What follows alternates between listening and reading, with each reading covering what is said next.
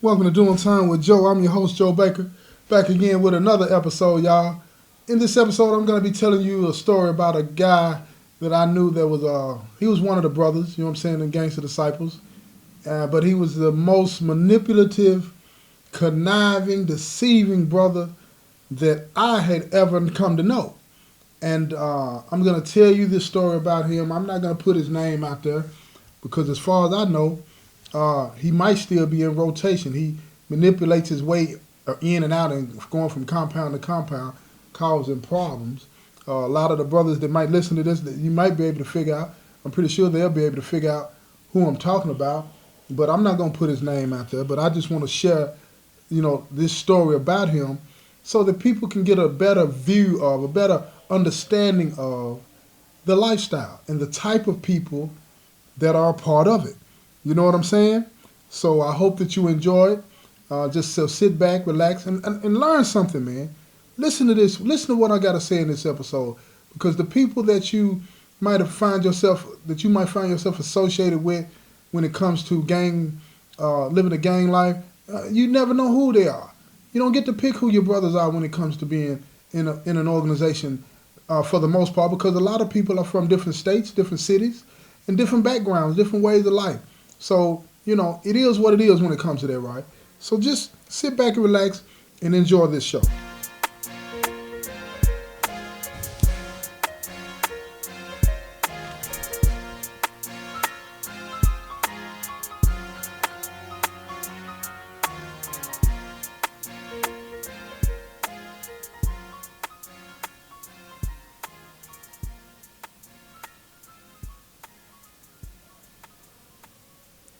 This story, I'm going to call this story the master manipulator, the deceiver, the conniver, the snake in the grass.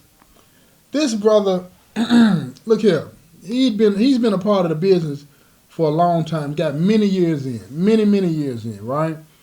And I had heard stories about him, but I had never been around him, never been associated with him, you know what I'm saying, because he had never been to the compound that I was on at the same time. So it just turns out that he ended up getting shipped to the compound where I was at, and I was in charge, right?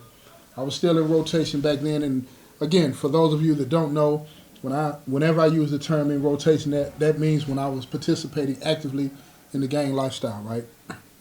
But I was in charge of the compound at this time, and this brother got shipped to the compound, and first day, anytime anybody gets shipped to a compound and they are part of the business, right? What happens is that we send a couple of brothers to, if we hear about them or somebody tells us about them, we send a couple of brothers to greet them to find out what's up with them. Are they on deck? Are they actually, members of the organization? Is there anything that we need to know about? We do a complete background on them, right? But because of this individual's reputation, we already had a lot of information about him, how he couldn't be trusted and so on and so forth. And as far as we knew, the last compound that he had come from, he wasn't on deck, on count. And basically being on count, what that means is he was not a part of the business. He may have been the folks, but he was not allowed, you know what I'm saying, sometimes it's by choice or by force, but he was not allowed to participate with the business. And again, a lot of times back in the day, it's different now than it was then. But back in the day, we would ask a brother, "Do you want to be on count, or do you want to stay? Do you want to stay on the sideline?" And so this brother, they stepped to him. Before they stepped to him, actually, I talked to all the POAs, and the POAs are, you know what I'm saying, the brothers that are in charge. That means POA means position of authority, right? And I talked to all the POAs about him and got their take on him, and everybody was unanimous in we really didn't want this brother to be on count. But we were going to give him the opportunity because he was the folks. We were going to send somebody to him like we do everybody else, ask him did he want to be on count, do a background check on him to see if there was anything that we needed to know about that would help us make a decision when it comes to him making a decision about being on count right now, because he chose, after he was asked, he chose to stay on the sidelines. So by him choosing to stay on the sidelines, any decision that he would make after that, we would have to vote on.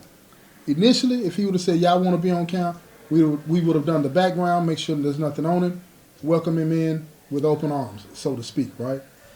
But because he decided when he was asked that he didn't want to be on count, okay, cool, go your way.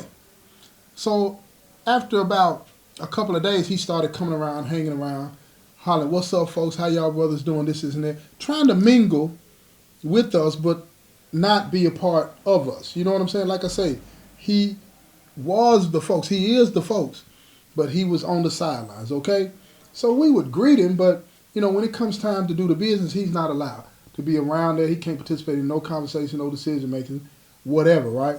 So anyway, this brother would come around while we're lifting weights and all this and that. Now, I didn't really like it because the information that we had got about this brother from other people throughout his incarceration from other compounds was that he couldn't be trusted. He's a manipulator. He's a liar. In some instances, we had heard he had worked with the police, and that was a no-no for us. You know what I'm saying? And but for the most part, he was a manipulator and a liar of his own brothers. He would create dissension within the ranks just so he could carve out his own little power structure within the business, right? So I really didn't want him around anyway. But when he would come around and he would speak, I would be cordial. What's up, bro? How you doing? This, and that. And I would go on about my business. But every day when I worked out, there would always be a lot of brothers around to make sure, of my security and stuff like that. And the other brothers that I was working out with, make sure everybody's safe and whatnot. So after he would come and greet us and then he'd walk his way, we would always have a talk about him, like, man, what's up with him? What is he trying to do? And I just assumed that he was trying to fill us out to see if there were any brothers that he could manipulate and worm his way in a way without being a part of the business. You know what I'm saying? Because he was one of these brothers that wanted to be in a position of authority, but he really didn't qualify to be in a position of authority. You know what I'm saying? He's a deceiver. Don't forget that. So anyway, after about a month, I get word from some of the other brothers that now he's changed his mind and he wants to be on count. So I convene all the POAs and we talk about it. And we are all unanimous in the decision that we don't want this brother to be a part of the business, you know what I'm saying, on this compound. And because he had decided initially not to be a part of the business, we voted not to even take it to the fam to have a vote about it. So it was a dead issue. I had the brother over the security of the compound go tell him, look here, man, it's a done deal. You decided that you didn't want to be on count before. We're not even going to take the issue up anymore. That's that on that. So he ranted and raved about it, hooping and hollering, talking about, bro, y'all can't do that, man. Y'all need to take it to the fam, this, and that. Well, I was a little bit overconfident about the situation, right? So I was like, cool, take it to the fam. If you take it to the fam and you vote on it, you take it to the fam and you vote on it, right? If whatever the fam decides, that's what it's going to be. But like I say, I was a little bit overconfident about the situation because I felt like the rest of the fam felt like the POAs felt. You know what I mean?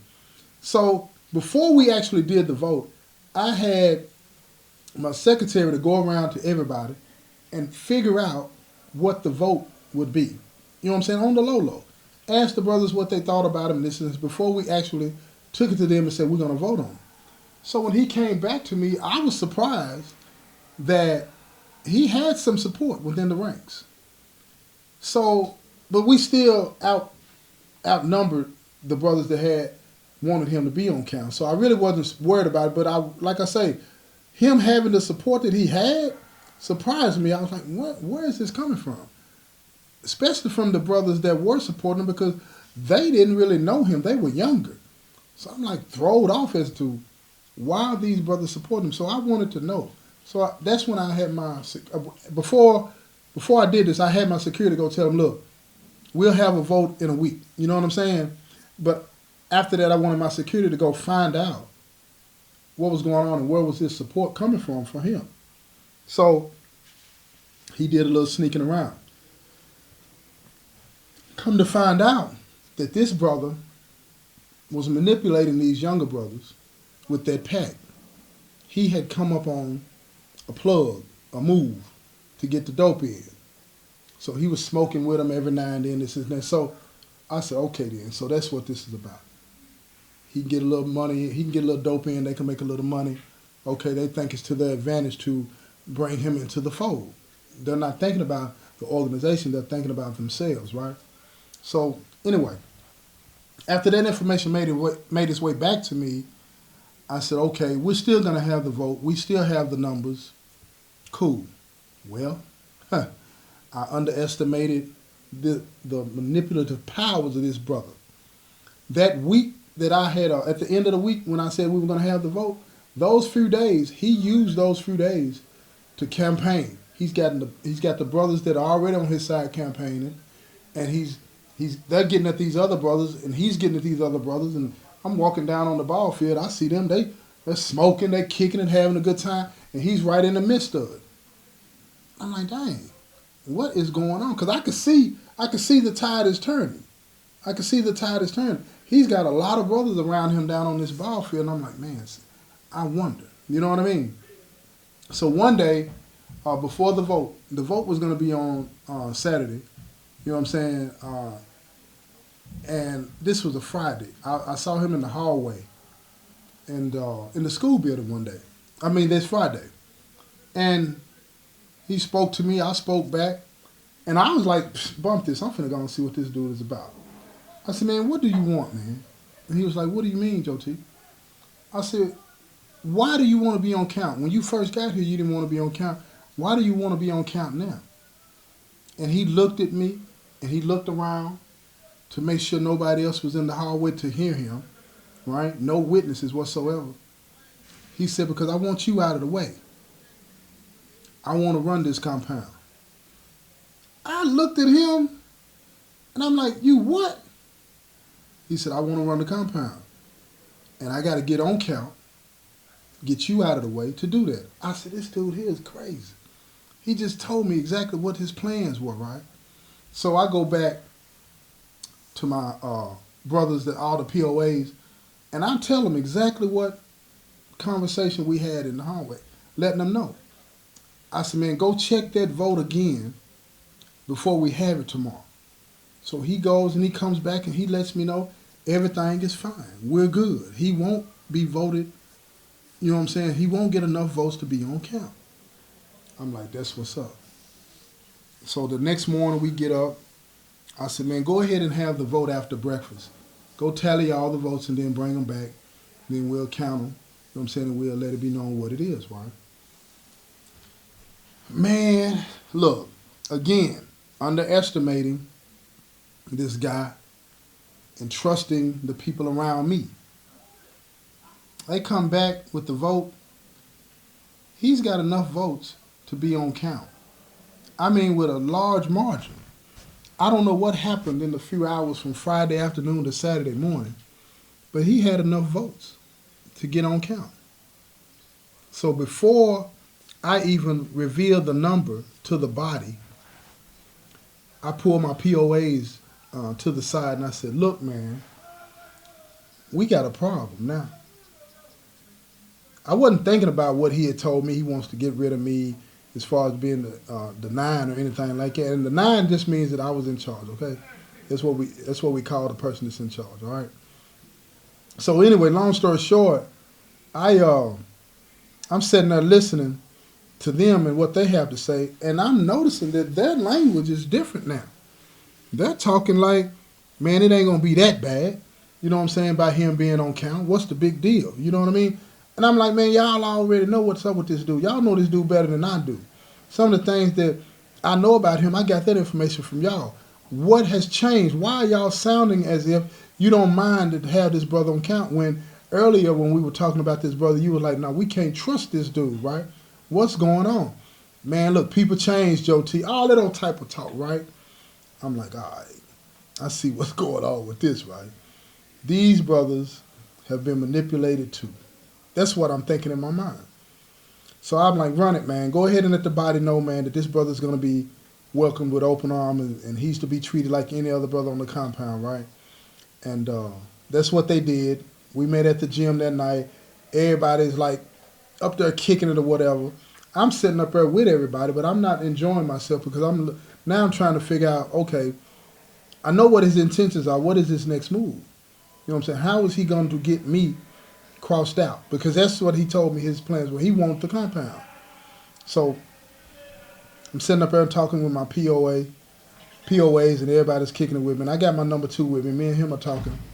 And I'm like, man, can you tell me what's going on, man? Because I'm lost. I don't understand what's going on.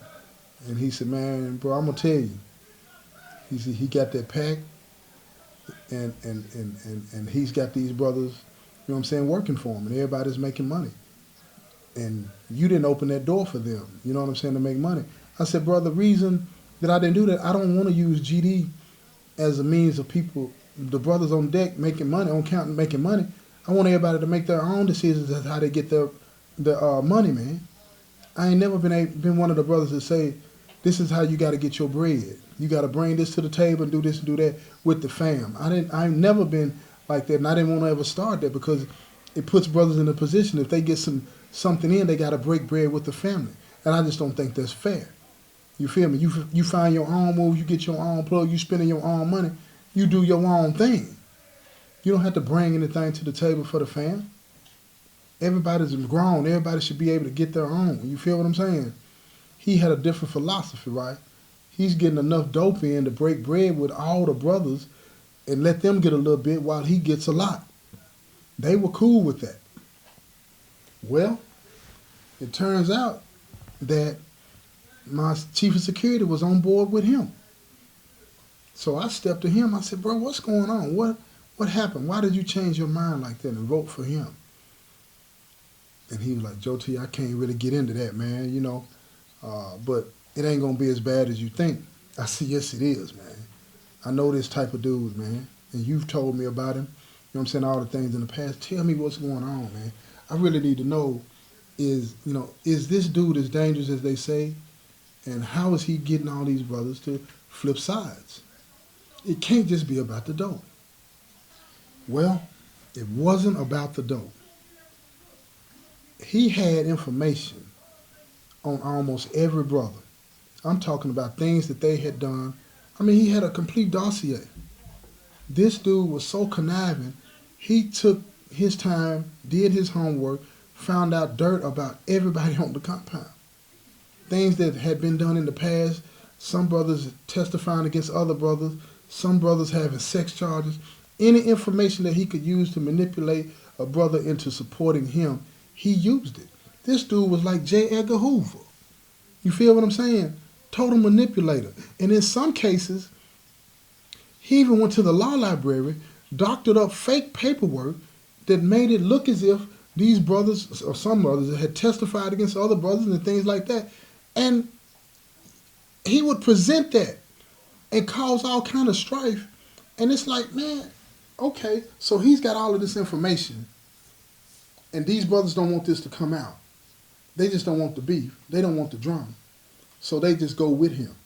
That lets you know he can't be trusted. So after my head of security told me that, I said, man, what information does he have on you? Because you changed your mind, man, in midstream on me, man. And he told me that he had an issue down in another prison, and this brother knew about it, and he threatened to bring that back up. Even though the issue had been settled, these brothers on this compound had no knowledge of what that was, had no knowledge that it had been settled, and it wasn't even supposed to be spoken on, because when an issue is settled in GD, it's not to be spoken on anymore, and if you do speak on it, you're gonna get written up for backbiting, saying stuff about somebody that has already been decided. You feel? And that's a very serious violation within the business, within the org, right? So he didn't care anything about that, because these new brothers, to them, this information would be new. So he was threatening to bring up an old issue against my chief of security that would cause all kind of strife and mistrust. But he promised my chief of security, ride with me, and I won't bring this up. I said, what else did he ask you to do? What else did he ask you to do? And what I was getting at that time was this. I knew this brother wanted to get rid of me. He wanted to replace me as the 9. So I just asked my COS, I said, look here, man. Is he trying to use you to campaign to get rid of me as the 9 so that he can take over? Man, look here. My COS been around me for 3 years, right? At this point, right? He put his head down, couldn't even look at me. I said, I get you. I get it. He's on that, right? I said, bro, we've ran people off the compound before. What is stopping us from doing the same to him? What is stopping us from sending a brother in his cell, get all that information, run him off the compound? Man, this brother told me, he said, man, he got copies. I said, what? He said, yeah, he got copies. And he's giving them to certain brothers in other organizations, man. He has gone around to other organizations, Vice Lords, Crips, Bloods, Aryan Nation, and given them these packets, right? Let these guys know. We're not giving them to him, but he got them put up so that if something happened to him, they can get to it. And then they would get this information and spread it around the compound and totally destroy GD. Destroy any reputation that we had of being solid dudes on the compound. He was going to wipe that out. So I said, oh man, this dude here, he don't play checkers, he's playing chess. We got a real problem. Well, time went on. He made his play. Because every year, it had become a custom on the compound for me anyway, that I would allow the family to vote every year on who they wanted to keep in positions of authority. Because I wanted everybody to have an opportunity to be in a leadership role and so they can be groomed one day and be prepared for it whenever they went somewhere else or stayed where they were at. You know what I'm saying? I wanted them to understand the complexities of being in leadership and teach them, you know, how they can deal with it. You know what I'm saying? So at the vote, you already know. They voted for him to be the 9. I was like, okay. I let him have it. Oh, man. He started changing things so fast that it wasn't even funny. Now, we're not supposed to be allowed to rob or extort people and all that kind of stuff. Right away, he went in on that. He went in on that. If something got brought to the compound, he wanted GD to get their cut. And he was willing to go to war for this stuff, man. So everything is changing on the compound. He didn't mind that brothers slept with brothers. I mean, you know, with boys. If you had more than 25 years, he said it was cool. All of that kind of stuff. All of the things that we had not been allowing, you know what I'm saying, under my leadership anyway, now all of a sudden it was cool to do. All kinds of things were changing. And there was nothing that I could do about it. And then one day, something happened that changed the whole tide. This brother was in the cell with a peon, right? And this peon comes to us, me and my number 2, well, it used to be my number 2. He had got voted out too, right? He comes to us, we're sitting on the ball field. And he was like, man, I don't know what's up with your bro, man. I said, what you talking about, man? He said, man, this dude, man, he in high on that dope, man. He talking about he wanted me to fuck him. I said, man, quit playing, man. You know what I mean? Even though, you know what I'm saying, I didn't really like dude. I had never heard that about him. You know what I'm saying? So I was like, man, I don't want to hear that, man. Get on somewhere, right? You know, he a peon. I ain't finna listen to him. You know, he said, man, I'm telling you, man, the man was in the bed. I woke up and he done snuck up in the bed with me. He's trying to snuggle and all this old kind of stuff. I said, what? So my number 2, again, my former number 2, because both of us got voted out, he was like, man, how can we use that against him? So I don't know what we can do. We ain't got no camera, can't take no pictures, ain't no proof. Ain't no proof. We can't prove none of this. And if we can't prove it, we can't bring it up. You know what I'm saying? Because at the end of the day, we bring up something like that with no proof, it's off with our heads. You feel what I'm saying? So what we did, we told dude to go tell different people in different organizations, people that we knew that still messed with us, right? You go tell them this. Don't tell them that we know. You go tell them this, man. And what we were going to do at that point, we're going to stir the pot. That's what you call stirring the pot, y'all. We're going to get the rest of the compound talking about it. And then let it come to GD as if it's a surprise to us. So a meeting will have to be called. And then decisions are going to have to be made, right? So when we put that playing into motion. It happened exactly how me and my former number two, thought it would play out. Everybody on the compound is talking. This is an embarrassment to GD. This brother is in charge and he trying to lay in the bed with dude and all this and that and blah, blah, blah, this and that. Brothers were pissed. So now all of a sudden we had a deuce. A deuce is a meeting. We're down on the yard and we having the meeting. And then the brother was like, man, point blank period, man. You trying to get in the bed with dude. You trying to do this. You trying to do that. He's denying everything. Me and my brother, my former number two, we sitting in the cut. We just listening. And then I stood up and I said, look here, man. We not finna do this, man. It ain't no proof that this happened. So I don't even know why we're having this meeting. And now these brothers that were supporting him at one time, they're like, nah, Joe T, I don't want to hear that, man. I don't want to hear that. Everybody, the whole compound talking about this, man. He did something. He did something. I said, then what you think we should do then, man? I said, we ain't got no proof against this brother. What do you think we should do? Ain't nothing we can do to him. Man, I don't want to hear that, man. I don't really trust this nigga anyway. So that all of the drama started to come out, right? You know? They see an opportunity to get him because they know this information is not going to go away on this compound. So they want to use this information to squash him, neutralize him so that if he tries to use the information that he has against them, it's not going to carry any weight. Why? Because he's trying to sleep with his celly. He's trying to sleep with his celly, and that's a big no-no in the business, right? So I'm like, okay. So I pulled the brother to the side. I said, look, man. I said, I'm with you on this, man. I mean, I know you and me don't see eye to eye. I don't really like you. You know what I'm saying? But at the same time, I don't see no proof, man. But these brothers want your head, man. So what you think we should do? He said, man, I don't know, man. I don't know what to do. I said, look here, man. Let's just keep it 100. This is me and you. You know what I'm saying? Did you do it? He's like, no, I didn't do it. I said, bro, quit. I don't even care if you did it. All I'm saying, it ain't no proof. And I ain't with, no matter what you think about me, I'm not with pushing on a brother, you know what I'm saying, if I can't prove what the business is about.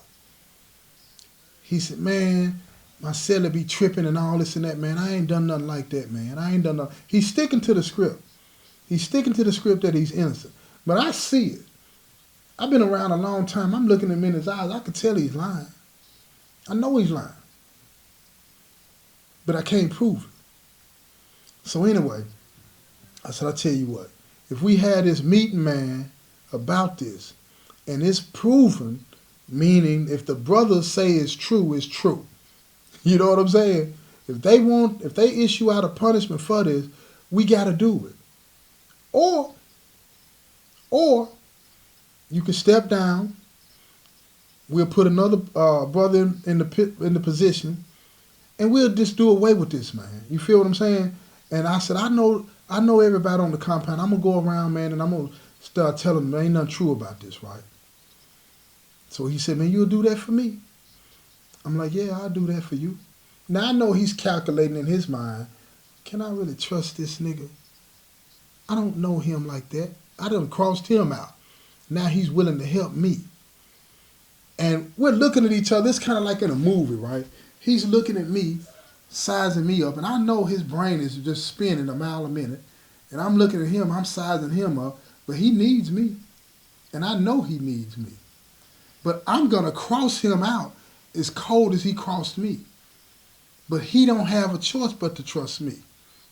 He don't have a choice. You know what I'm saying? So he said, all right, Joe T. He said, I'm going to step down, man, and I'm going to throw my support behind you. And when you get put in the position, you do away with this. I said, that's what's up. That's what's up. He said, man, GD on that, right? I said, man, GD on that, folks. I hit it up just like I bit that. You know what I'm saying? I ain't mean none of it. Not one bit. As soon as I got reinstated, I laid the order down. I reinstated my security. I told him, look, he's gone. We finna get rid of that. Anything and everything about him, we finna spread this rumor all over the state. I said, have you ever heard that he's done something like this before anywhere? And he said, man, it was rumors at another penitentiary, right, that he was doing it. I said, that's enough for me. We finna spread this around the whole state that this boy, this don't deserve to be GD no more. You feel me? We finna neutralize him. We finna take him out the box. He was like, man, you think it's gonna work? I said, I don't really care if it works or not. If it causes him some grief for one night, that's good enough for me. You feel what I'm saying? So, anyway, we went back to the body. We got everybody on the ball. It's brothers everywhere. And then we got all these other organizations. They're watching to see what we do, right? And I know what's going on because I done let them know, look, dude is gone tonight. He will be off the compound tonight. You feel me? So everybody's watching to see what's going to go on, right? We get down on the ball field. He down there. I tell all the brothers that, we gather around in a circle. You know what I'm saying? He's in the middle. I said, look, this is what it is, y'all. This is what it is. This brother got 30 minutes to get off this compound. He don't get off his compound, smash on him. I said, GD that. Hit up everybody. We hit up each other. I turned and walked off. I said, man, get him gone. They walked him up to the gate. I said, man, you got 30 minutes to be gone. He go back to his cell, right? We done already took everything out of his cell. Broke his TV, broke the radio, all his paperwork gone. Anything that he had in there gone. The only thing he had left in there was his state blues, right? So if he didn't have a good memory about all the stuff that he was crossing people out on, it wasn't going to matter no more. Plus, we done already sent kites out all over the whole state. Everybody know he been caught up in trying to get into bed with his celly. Killed him, pilled him, just like that. And then when he gets back to the unit after he sees his cell tore up like that, look here, the police come to him and say, we heard your life is in danger. He said, no, my life ain't in danger. He said, well, that's what we heard. Turn around. They put him in handcuffs and walked him straight to the hole. Put him on PC, protective custody. I ain't seen him or heard from him since. But I said all that to say this, right? When you're dealing with somebody like him in the org, right, and there's plenty of them like him, it's not about doing what's right. The lifestyle is not about doing what's right. You know what I'm saying? The lifestyle is about power, manipulation, and getting over. There's nothing organized about the chaos that happens. There's nothing beneficial to the members of it. It's all about what you can get out of it for yourself and using the people that you say that you love in the process. Everybody learns to be an animal. Everybody learns that it's dog eat dog. That's the only redeeming, well, it's not redeeming, that's the only value that you learn when you're part of that lifestyle. Kill and destroy. Everybody can get it. Use and manipulate. Everybody can get it. Deceive everybody around you. Nobody is immune to the business. Not even those that you say you love. You have to learn to be able to manipulate and trick your brothers just as savvy, just as easily as you would trick a peon. And in the process of doing that, in the process of learning that, you become a person that has no love, no feelings for anybody, but you don't realize that. You don't realize that. That's the problem with this lifestyle, y'all. One of the problems anyway, one of many. And that's why I say, be careful about wanting to be a part of something like that. It's nothing glorious about it. On paper, it may have good intentions, but it's the people that are in charge of executing that vision that make it something that is horrible. It's horrible anyway, if you ask me. I don't care what's on the paperwork, because at the end of the day, it's about using people. It's about manipulating people. And it shouldn't be about that. It shouldn't be about that. Brothers will hurry up and tell you that they love you, but they're telling you that they love you based on a distorted view of what love is. They will beat you, they will lie to you, and they will take from you. That's not love, that's abuse. But their view of that, their definition, their distorted definition of love allows that and approves of that. It condones that type of behavior towards one another. So what good can come from that? Nothing. Nothing. Nothing, y'all. Now, with that said, I'm going to give you something to think about. I'm going to give you something to think about while you're laying in the bed or on the couch or on the phone, or if you're in your car listening to this episode, or if you got a loved one that's living this lifestyle. Share this story with them so that they'll understand, hopefully, that this is not the lifestyle that they should want to be a part of. Real talk. This has been another episode of Doing Time with Joe. I'm your host, Joe Baker, and I say peace, y'all.